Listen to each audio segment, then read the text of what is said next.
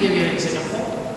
The Board of Commissioners of Cook County decided that we were not going to cooperate with Immigration and Naturalization Services. It's now called ICE, Immigration and Customs Enforcement.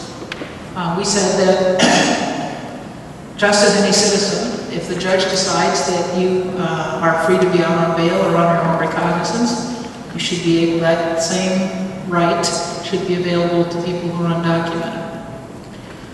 What happened, however, is that somebody who, well, it's a long story, they didn't fit quite that category, but they got out of jail on bail and then committed murder.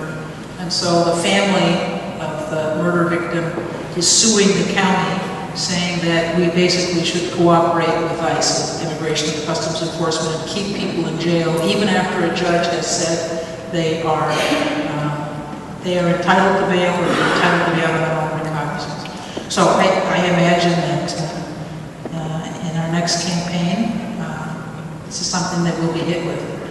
But you know, my view is that the Constitution should apply to everybody in the country.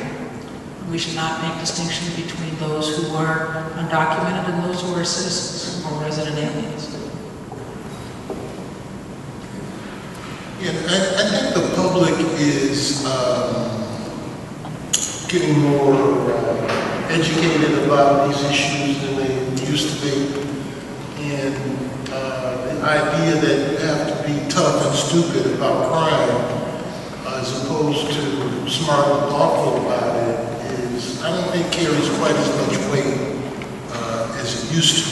But of course, we'll see. I mean, I think some of our politicians have stepped up to the plate and have, you know, talked about being smart and thoughtful about how we deal with this issue. So, and I think people are much more educated about these issues than they were 10 years ago, 15 years ago.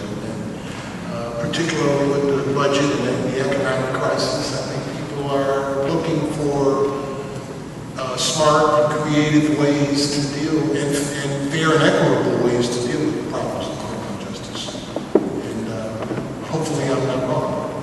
I think the professor is right. We are beginning to see, as he mentioned, that politicians and the population, for instance, have figured out that we can't afford prison system, we can't afford the road we're going down, so it makes them open to listening to new ideas. And if in your jurisdiction you get in the habit of saying something positive about the other partners in the justice system, no matter how much you want to stomp on their insteps, the newspapers stop expecting to find blood there.